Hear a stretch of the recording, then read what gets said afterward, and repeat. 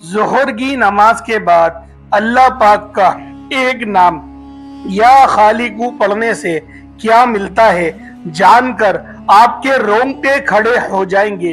بسم اللہ الرحمن الرحیم۔ محترم ناظرین، قرآن مجید کے اندر ایک سورت ہے، اس سورت سے اللہ پاک کو اتنی محبت ہے، یہ سورت اللہ کو اتنی عزیز ہے، یہ سورت اللہ کو اتنی پسند ہے کہ جو میرا بھائی، جو میری بہن ظہر کی نماز کے بعد صرف اور صرف ایک مرتبہ اس سورت کو پڑھ کر اللہ سے ہاتھ اٹھا کر دعا مانگتا ہے، فوری قبول ہو جاتی ہے۔ ناظرین، اگر آپ کو اس پوری دنیا کی سلطنت چاہیے، آج تک آپ کو جو نہیں ملا، آج اس سورت کو ایک مرتبہ ظہر کی نماز کے بعد پڑھ کر دیکھ لیں۔ اس سورت کو پڑھنے کے بعد آپ ہاتھ اٹھا کر جو بھی مانگیں گے، آپ کے ہاتھ بعد میں نیچے آئیں گے، آپ کی دعا پہلے قبول ہو جائے گی، اور دعا مانگنے کے فوراً بعد سے 2 گھنٹے کے اندر آپ اپنی آنکھوں سے دیکھیں گے معجزات۔ جو کچھ آپ نے اللہ سے مانگا ہے فوراً آپ کو مل جائے گا۔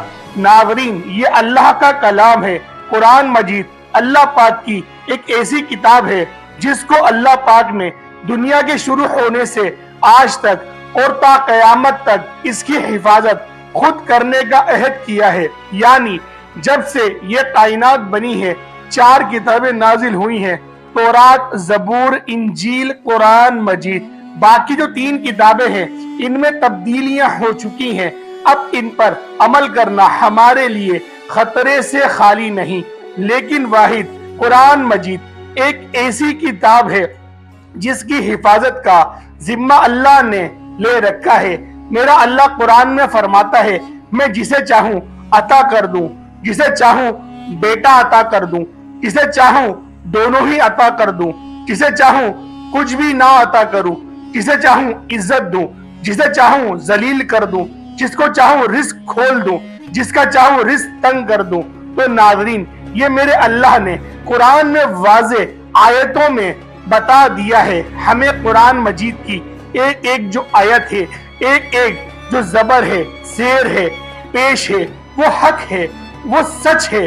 اور اس قرآن مجید میں اتنی برکت ہے، اتنی طاقت ہے کہ ایک مرتبہ اگر اس قرآن کو جو شخص اپنے سینے سے لگا لیتا ہے تو پھر اس دنیا کو کوئی ایسی چیز نہیں جو اس کو حاصل نہ ہوگی، اور اس کی دنیاوی تمام پریشانیاں ختم ہو جائیں گی۔ ناظرین، آج قرآن مجید کی ایک مختصر سی سورت کا وظیفہ ہے آپ کی خدمت میں لے کر حاضر ہوا ہوں۔ تو اس سورت کی برکت یہ ہے کہ اگر آپ کو دولت کی ضرورت ہے، پیسوں کی شدید ضرورت ہے، آپ کو ذاتی گھر کی شدید ضرورت ہے، کیونکہ ذاتی گھر ایک بہت اہم ترین چیز ہے ناظرین، اور آج کے اس جدید دور میں، آج کے اس مادی دور میں میں سمجھتا ہوں خوش نصیب لوگ ہیں کہ جن کا ذاتی گھر ہے، تو جن کا نہیں ہے آج اس عمل کو کر کے ایک مرتبہ ہاتھ اٹھا کر اللہ سے مانگ لو، آپ کو 1 مہینے کے اندر اندر آپ کا ذاتی گھر مل جائے گا۔ کیونکہ کرائے کے گھر میں رہنا بھی ایک بہت ہی بڑی پریشانی ہے ناظرین۔ ہر گھڑی دل میں خوف رہتا ہے کہ اب مالک مکان کا فون آئے گا اور وہ کہے گا کہ سامان اپنا نکال دو، کیونکہ ہم خود اس گھر میں شفٹ ہو رہے ہیں۔ یا پھر بعض اوقات ایسا بھی ہوتا ہے کہ مالک مکان کو آپ کی کوئی حرکت پسند نہیں آتی، اور آپ کا جو اس کا دل ہے کی تسلی کے لیے آپ کو اپنے گھر سے نکال دیتا ہے۔ اور ہر سال یہ فکر ہمیں ستاتی ہے کہ اگلے سال کہاں منتقل ہوں گے، اور گھر کی جو منتقلی ہے یہ بھی ایک بہت ہی بڑی مصیبت ہے ناظرین۔ اس کے علاوہ اگر آپ بیمار ہیں، آپ اپنا علاج کروانا چاہتے ہیں، اچھے ڈاکٹروں کو چیک اپ کروانا چاہتے ہیں، اس عمل کو کرنے کے فوراً بعد اللہ پاک آپ کے رزق کو وسیع اور کشادہ فرما دے گا۔ آپ کو اتنی دولت ملے گی کہ آپ اس دنیا کے مہنگے ترین ہسپتالوں میں اپنا علاج کروا سکیں گے، آپ اچھا اور معیاری کھانا کھا سکیں گے، اچھے گھر میں رہ سکیں گے، اچھا لباس پہن سکیں گے، اور آپ کی جو ایک خواہش ہو کہ آپ کی اپنی ذاتی شاندار سواری ہو، آپ کو ایک اچھی گاڑی مل جائے، कारोबार में इतनी बरकत हो कि आप दिन दुगनी रात चुगनी तरक्की करें। कि नाज़रीन, अब वो वजीफे का तरीका बताने से पहले आप तमाम देखने और सुनने वालों से गुजारिश है कि हमने एक सिलसिले का आगाज किया है दुरूद पाक की बरकत से होने वाली दुआ में। अगर आप भी अपना नाम शामिल करना चाहते हैं तो कमेंट बॉक्स में अपना नाम और जिस मकसद के लिए दुआ करवानी है वो मकसद जरूर लिखें, ताकि जो एक सिलसिला है, हमारा जो काफिला है, आप भी इसका हिस्सा बन जाएं। हमारे जो बताए गए वज़ाइफ है वो आप तक पहुंच सके और आपकी जिंदगी को आसान बना सके।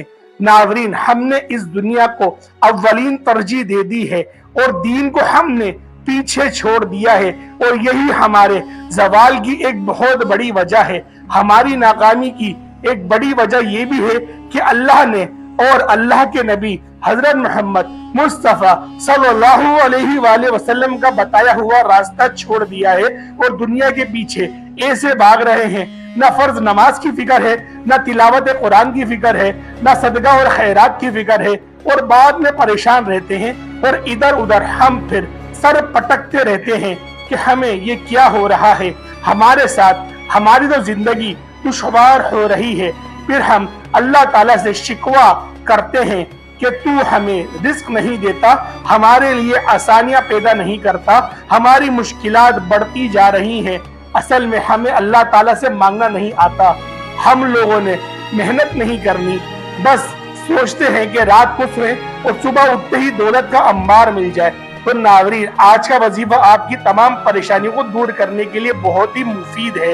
ये वजीफा आपको इस मुश्किल वक्त से निकाल कर आपके लिए आसानी का रास्ता है जो मैं आपको बता रहा हूँ। अल्लाह की कसम, अगर आपने अमल कर लिया, सारी जिंदगी आप इस बंदाए नाचीज को दुआएं देंगे। इस वजीफे को आप एक मर्तबा कर लें, सारी जिंदगी में आपको ये अमल सिर्फ एक मर्तबा करना होगा।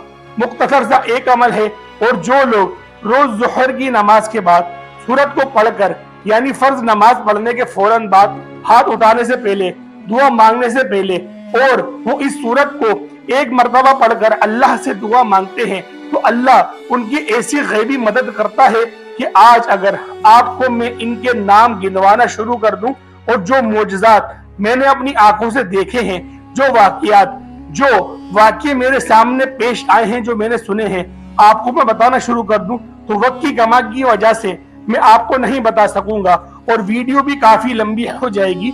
नाज़रीन, मुख्तसर बात यह है कि आपने सिर्फ इस वजीफे को अपने हाथ में करना है, अपने सीने से लगा लेना है।